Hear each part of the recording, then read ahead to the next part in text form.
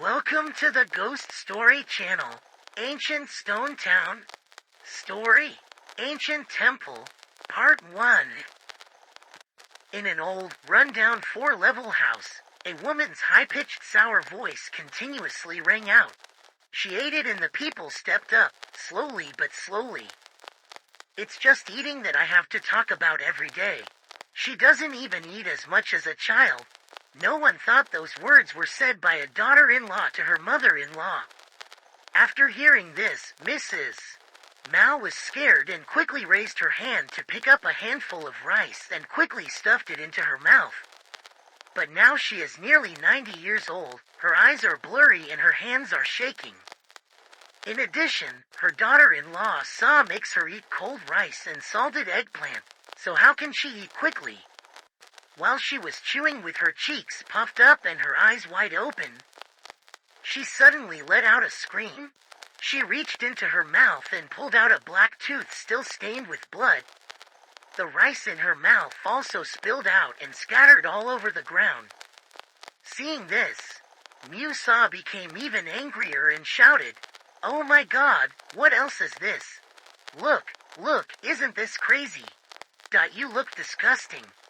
Why don't you just die for him?"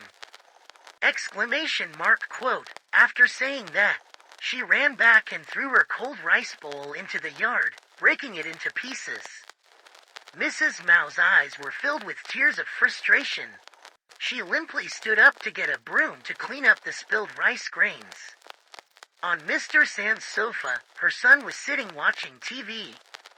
Seeing Mrs. Sa raise her voice, he just looked away and shook his head and sighed again. In fact, the story just now happened in this house all the time. At first, he even spoke up to remind her a few words. But after only a few days things got better. Gradually, he got discouraged and let her do whatever she wanted to do to make the house comfortable. Before, when Mr. Mao was still alive, because he had a pension, the couple never dared to say harsh words to their parents. But since the day he passed away, all the houses, fields and gardens had been transferred to the children. When her attitude suddenly turned 180 degrees, she cursed every day, then treated her like a child in the house. At first, relatives in the family and even neighbors tried to advise a few things, but to no avail. She even blew her in the face and blew her away. Oh, why do you guys like to poke your mouth into other people's affairs? If it's good, you guys should take her home and raise her. It's even worse. No one can say it like you do. You have to be under the blanket to know if the blanket is angry. Don't put it on my face. Every time she said something like that, people didn't know what else to say. They could only shyly shake their heads and stay silent. This Mrs. Sa has actually been famous for being the most harsh and cruel person in Lexa village since she was a teenager. Moreover, she always hangs out with the thieves and bandits on the district streets. When they heard that their son and wife were having an affair, Mr. and Mrs. Mao tried their best to dissuade them, then forbade them. One day, she carried her big pregnant belly to her grandparents' house to demand compensation. At that time, being pregnant for an unmarried daughter was a great shame not only for that person but also for the entire family. But she still remained impassive, not seeming embarrassed at all. Actually, I don't know if that pregnancy belongs to your son San or not. However, the couple had no choice but to close their eyes and close their noses in organizing the wedding for them to avoid the villagers' objections and discussions. Mr. and Mrs. Mao have 2 sons. Mr. San is the eldest, and there is also a younger brother named Sin. Mr. Sin, from a young age, went to the south to settle down and get married and have children there. As a result, I rarely have the opportunity to go home. From time to time, he also sent some allowance money back to his eldest brother to help take care of his elderly mother. That night it rained heavily.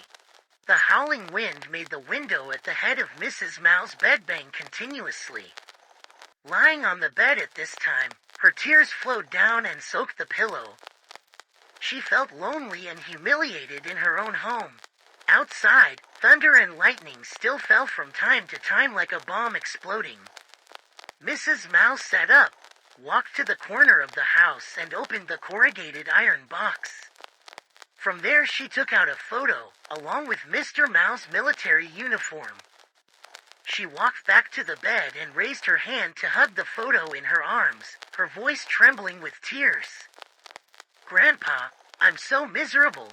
I don't want to live anymore. Please let me come with you. Wait for me. I'll come back to you right away." Holding the photo in one hand and using her cane in the other, Mrs. Mao opened the door and slowly walked through the wind and rain. Each drop of rainwater combined with the cold wind hitting her face made her shiver continuously. Her whole body was now wet, but her hand still held the photo tightly. A happy smile appeared on her mouth that had not appeared in a long time since her grandfather passed away. So she walked unconsciously, not knowing how long or how far she had gone. She could only see that her legs were tired and her whole body was shaking, making it impossible for her to continue walking. Looking around, she saw right in front of her was an ancient temple. Next to it was a lotus pond. Trying to drag herself with each shaky step, she approached the lagoon. Standing on the shore, she closed her eyes and recalled all the memories in her life. Finally, a small smile appeared on her lips and she let herself fall straight into it. The water rushing into her mouth and nose made her struggle frantically, but after less than 2 minutes, her mind began to blur, and in the end she could no longer move. And her body slowly sank to the bottom of the lagoon. At the same time, from the temple, 2 hazy white shadows suddenly appeared from nowhere. It rushed to the surface of the lagoon and then disappeared. Lying below, Mrs. Mouse's eyes, which were tightly closed, suddenly opened wide, and a ghostly smile suddenly appeared on her mouth. She slowly sat up, rose to the surface and swam to shore. His 2 white eyes looked around, then went straight home.